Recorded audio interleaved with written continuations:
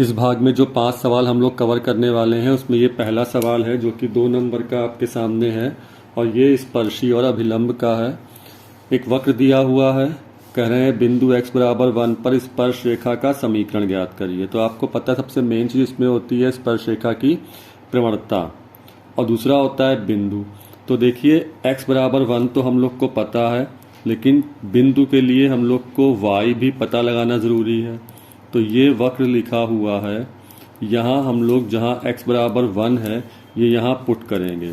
तो देखिए 1 का क्यूब 1 और ये 3, 1 का स्क्वायर 1 तो ये 3 रह जाएगा, ये 4, ये 1 रहेगा तो 4 और ये -5 तो 3 1 4, 4 4 8, 8 में से 5 गया 3। देखिए y की वैल्यू 3 आ गई, इसलिए जो ये पॉइंट था ये पॉइंट बन गया 1,3 क्योंकि x का मान 1 था, y का मान 3। इसका मतलब 1,3 बिंदु पर हम लोगों को स्पर्श रेखा का समीकरण निकालना है। अब रह गई बात क्या, प्रवणता, जिसके लिए हम लोग को ये वक्र दिया है। तो y बराबर x cube plus 3x square plus 4x minus 5। तो प्रवणता के लिए हम लोग इसका अवकलन करें, dy अपॉन dx ये हो जाएगा 3x square plus 6x plus 4x का 1, 5 का 0। और इस प्रवणता की वैल्यू हम लोग निकाल लें किस पर, x इज इक्वल टू 1 पर। तो ये 3x का मान 1 है तो 3 रहेगा, ये 6, ये 1 हो जाएगा और ये 4। तो 6 3 9 4 कितना हो गया 13। अब हम लोग को ध्यान रखना है ये प्रवणता निकल आई, स्पर्शी ही पूछी है, इसलिए 1,3 पर क्या निकालना है, स्पर्शी का समीकरण। तो ये x1 है, ये y1 है। फार्मूला क्या होता है, y माइनस y1, यहाँ x माइनस x1 और यहाँ प्रवणता हो जाती है dy अपॉन dx। रख दे वैल्यू को, y माइनस y1 है 3, प्रवणता देखिए निकल के आ गई है 13 और x माइनस x1 कितना है 1। तो y माइनस 3 ये 13x माइनस 13 इधर ले आए, y is equal to 13x minus 13 plus 3 और ये हो जाएगा y is equal to 13x minus 10। यही स्पर्शी की समीकरण आ गया। देखते हैं हम लोग अगला सवाल। सवाल नंबर 2 वेक्टर का है। वेक्टर खूब पूछा जाता है, हर सेक्शन में संभवतः वेक्टर का एक सवाल लगा होता है, इसलिए हम प्रयास कर रहे हैं कि हर वीडियो में एक सवाल वेक्टर का अवश्य रहे। समांतर चतुर्भुज की संलग्न भुजाएं। देखिए ये चतुर्भुज समांतर है। अगर आप सारे वीडियो लगा रहे होंगे सवालों को तो आपने देखा होगा पिछले वीडियो में अभी एक में चतुर्भुज समांतर था और उसके विकर्ण दिए थे, तो एरिया पूछा था। लेकिन यहाँ पर देखिए विकर्ण नहीं लिखा है, यहाँ पे लिखा है संलग्न भुजाएं। मतलब एक भुजा आपको ये वेक्टर ए दी है और ये भुजा एक वेक्टर बी दी है। तो समांतर चतुर्भुज का क्षेत्रफल के कई फार्मूले होते हैं, जब भुजाएं दी हो तो क्या होता है, विकर्ण दिया हो तो क्या होता है। तो देखिए हम थोड़ा सा आपको याद दिलाते हैं, पिछले केस में 2 विकर्ण दिए थे D1 और D2। तो हम लोगों ने इसका एरिया निकाला था, D1 और D2 का क्रॉस करके मॉड किया था और हाफ किया था। यहाँ पर क्षेत्रफल तो पूछा गया है लेकिन विकर्ण नहीं दिए हैं, 2 भुजाएं दी हैं। तो बस सीधे फार्मूले बेस पे सवाल है ये और आपको सारणिक का मान निकालना आना चाहिए। तो इसका एरिया क्या हो जाएगा, दोनों भुजाओं का हम लोग क्रॉस करेंगे यानी सदिश करेंगे गुणा और इसका क्या लगा देंगे मॉड। हाफ नहीं लगेगा, आपको ध्यान देना है। ए क्रॉस बी है, इसका हम लोग मान कैसे निकालते हैं, सारणिक से निकालते हैं। तो यहाँ पे पहले ये देखिए फार्मूला हो गया, ये तो फार्मूला बाद में हम लोग अप्लाई करेंगे। अब हम लोग चल रहे हैं पहले यहाँ पे ए क्रॉस बी निकाल लें। तो ए क्रॉस बी का मान किससे निकलता है इजीली, सारणिक से। तो ये आई जे के। अब ए का गुणांक क्या है, 3 1 4, तो ये 3 1 4 और बी के गुणांक क्या है, 1 माइनस 1 1, तो 1 माइनस 1 और 1। सारणिक का मान निकाल लें, कई बार प्रसार किया है। तो ये 1 प्लस 4, अपने आप इसे करिएगा आप लोग, बहुत ज़्यादा इसका अभ्यास किया जा चुका है पिछले सवालों में। ये माइनस जे, तो ये हो जाएगा 3 माइनस 4, ये हो जाएगा के ये हो जाएगा -3 -1, तो ये हो जाएगा 5i, ये बचेगा -1, तो माइनस माइनस प्लस j, और ये माइनस का 4k। देखिए a क्रॉस b आ गया, लेकिन जो एरिया है वो मॉड होता है, इसलिए जो क्षेत्रफल चल रहे हैं हम लोग निकालने वो होता है मॉड a क्रॉस b। तो a क्रॉस b तो था 5i plus j minus 4k, इसका मॉड, और मॉड खूब निकाला चुका है। जो ये गुणांक है इनके स्क्वायर करके जोड़ देंगे, तो 5 का स्क्वायर कितना 25, प्लस 1 का स्क्वायर 1, और माइनस 4 का स्क्वायर 16। इनको जोड़ लेते हैं, 25 और 1 कितना 26, 26 जोड़ देंगे 16, जैसे भाग 2 से लगा 1 3 1 4 42। इसलिए जो इसका आंसर है वो कहा था क्षेत्रफल निकालिए, तो ये हो जाएगा √42, चूँकि क्षेत्रफल था इसलिए हम लोग लिखेंगे वर्ग इकाई। पूरा सवाल फार्मूले बेस पे था 2 नंबर में। फार्मूला आपको पता है, सारणिक का मान निकालना आता है, मॉड निकालना आता है, तो ये सवाल में नंबर आपको बहुत आराम से मिल जाएंगे। देखते हैं अगला क्वेश्चन तीसरा। देखिए सवाल नंबर 3 भी प्रतिलोम का है। यदि sine inverse x plus tan inverse x बराबर π/2, तो सिद्ध करें 2x² प्लस 1 = √5। इसको लगाने के देखिए बहुत सारे तरीके हैं, किसी भी तरीके से आप इसको लगा सकते हैं। फार्मूलों का प्रयोग प्रतिलोम के अगर आपको पता है तो कई इसमें ट्रिक्स हैं। देखिए यहाँ पर हम एक फार्मूला प्रयोग कर रहे हैं, sine inverse x plus cos inverse x आपको पता है π/2 होता है। तो यहाँ पे लिखा है sine inverse x plus tan inverse x, और ये जो π/2 लिखा था इसकी वैल्यू हम लोग को एक दूसरी पता है फार्मूले के द्वारा, कितनी, sine inverse x plus cos inverse x। यहाँ से साइन इनवर्स कट जाएगा। तो देखिए इस फार्मूले के द्वारा हमने एक काम ये किया कि यहाँ से π/2 को हटाया। अब लेकिन प्रॉब्लम है, यहाँ टेन इनवर्स है और यहाँ पर क्या है कॉस इनवर्स, इसे हटाना है, तभी हमें ये चीज़ यहाँ पे निकालनी है। ये भी इजी सा है। देखिए यहाँ पे हमने किसी एक को थीटा मान लिया, थीटा मान लीजिए हमने टेन इनवर्स एक्स को, तो ये एक्स हो जाएगा यहाँ पर कितना टेन थीटा। ठीक, अब यहाँ पर हम एक ट्रायंगल बनाने जा रहे हैं,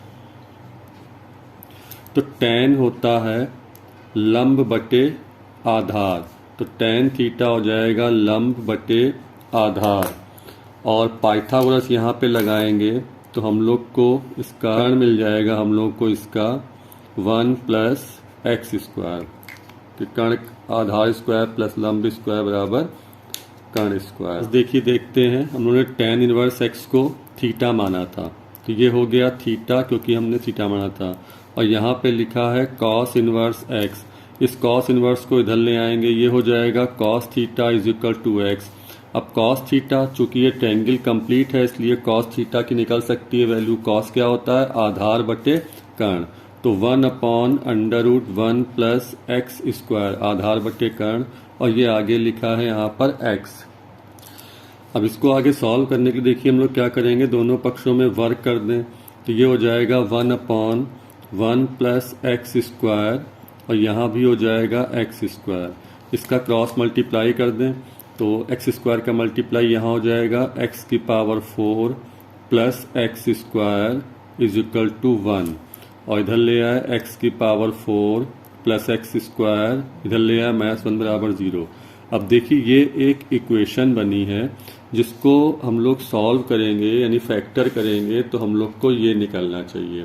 प्रॉब्लम ये है कि ये 4 घात में है, तो इसकी ट्रिक आप लोग को पता है कि हम लोग एक्स स्क्वायर को कुछ यहाँ पर कैपिटल एक्स मान ले रहे हैं, माना, तो ये एक्स स्क्वायर का स्क्वायर है, यानी x⁴ को हम लोग क्या लिखेंगे एक्स स्क्वायर का स्क्वायर, आगे लिखा है एक्स स्क्वायर -1 = 0। तो एक्स स्क्वायर को हम लोगों ने कैपिटल एक्स माना था, तो ये कैपिटल एक्स स्क्वायर और ये कैपिटल एक्स -1 = 0। अब इसके गुणनखंड ऐसे हो नहीं पाएंगे हल, तो हम लोग यहाँ पे सीधाचार लगाने जा रहे हैं, तो ये हो जाएगा ax² plus bx plus c बराबर 0। तो यहाँ पर a की वैल्यू 1, b की वैल्यू भी 1 और c की वैल्यू -1।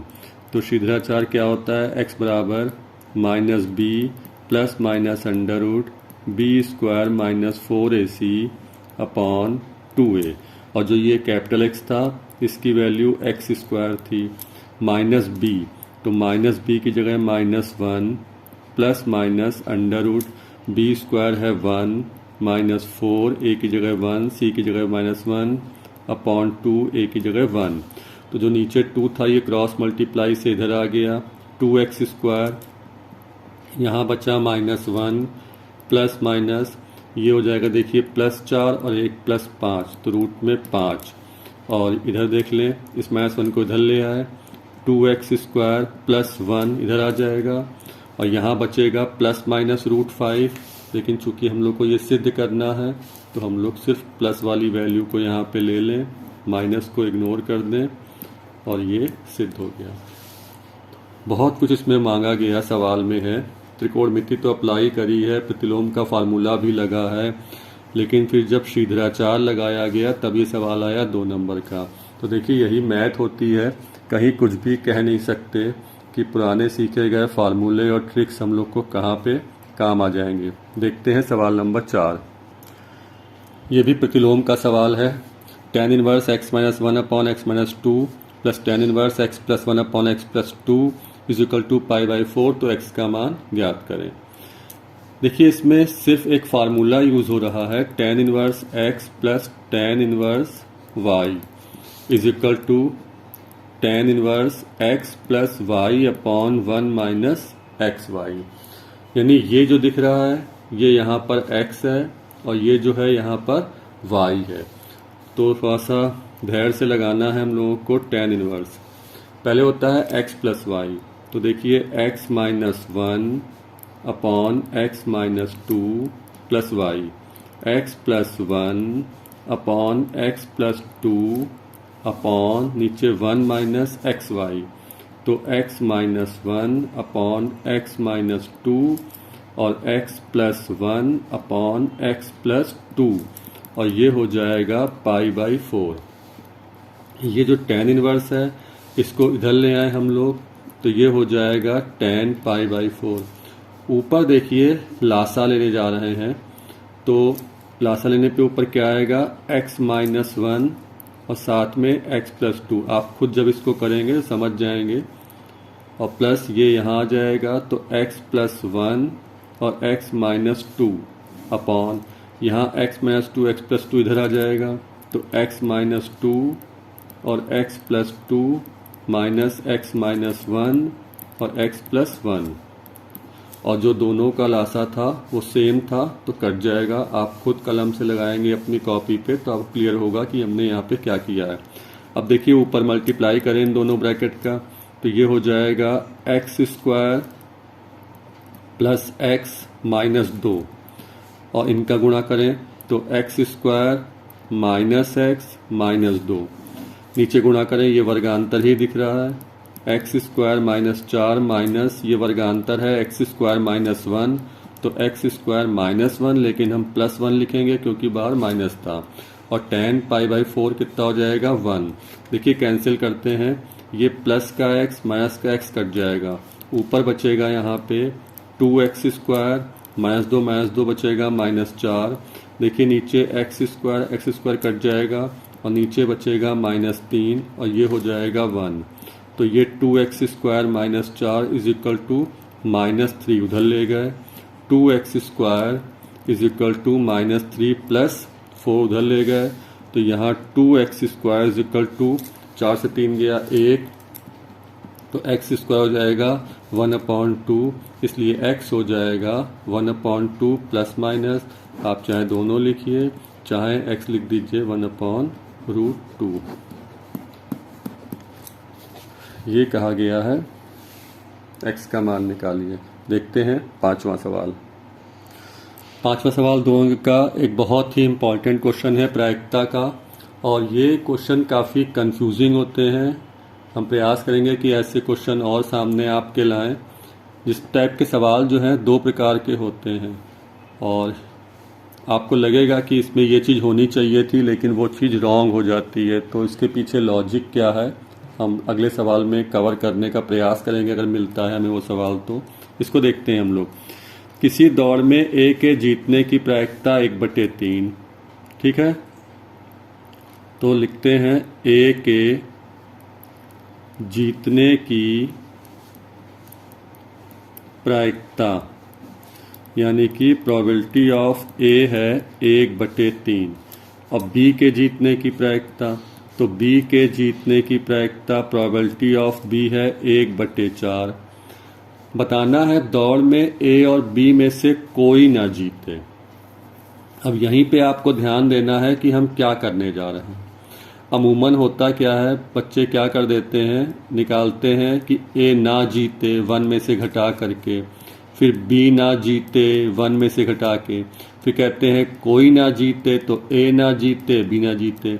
ये चीज़ बिल्कुल रॉन्ग हो जाती है, ये यहाँ पे नहीं करनी है। लेकिन इसी जैसा एक और सवाल होता है, उसमें यही चीज़ करी जाती है।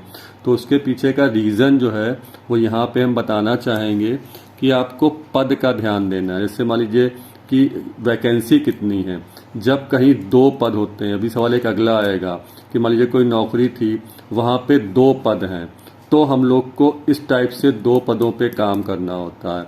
लेकिन जब कोई एक ही पद होता है तो हमें ये काम नहीं करना होता है। यहाँ पे जो चल रहे हैं वो कर रहे हैं, क्योंकि दौड़ में जीतने का एक ही पद होता है। जब दौड़ पे कोई जाता है तो वहाँ पे विनर कहलाता है, तो कोई एक ही स्थान होता है, वहाँ पे हम लोग को ये ट्रिक लगानी होती है। तो दौड़ में कोई ना जीते, तो हम लोग क्या निकालेंगे प्रायिकता पहले। तो दौड़ में कोई जीते, कोई जीते, इसकी चलना है प्रायिकता निकालने। अब कोई जीते को बोल के देखिए क्या होगा, कैसे होगा, या तो ए जीते या बी जीते। कोई मतलब कैसे जीतेगा, या तो ए जीते या बी जीते। तो ए जीते या बी जीते का मतलब दोनों को क्या करेंगे, हम जोड़ देंगे। तो ए कितना है 1/3, बी कितना है 1/4, ये हो जाएगी 7/12। तो 7/12 प्रायिकता तो हो गई दौड़ में कोई जीत जाए। लेकिन पूछा क्या है, दौड़ में कोई ना जीते, तो इसे 1 से घटा देंगे। इसलिए दौड़ में कोई ना जीते, तो 1 - 7/12 यानी कितनी 5/12। बहुत ही इम्पोर्टेंट क्वेश्चन है। इस सवाल के गलत होने के चांस बहुत ज़्यादा एग्जाम में होते हैं, जो ट्रिक ऊपर बताई थी इसी के द्वारा। इस पे स्पेशल निगाहें रखिएगा सभी लोग, और प्रयास करेंगे बहुत ही अच्छे क्वेश्चन हम लोग आगे वीडियो में भी कवर करें। बस आप लोग इन सवालों को लगाते ज़रूर रहें। पूरी उम्मीद है कि आप लोग इन वीडियो से एग्ज़ाम में लाभान्वित होंगे। Thank you, keep watching.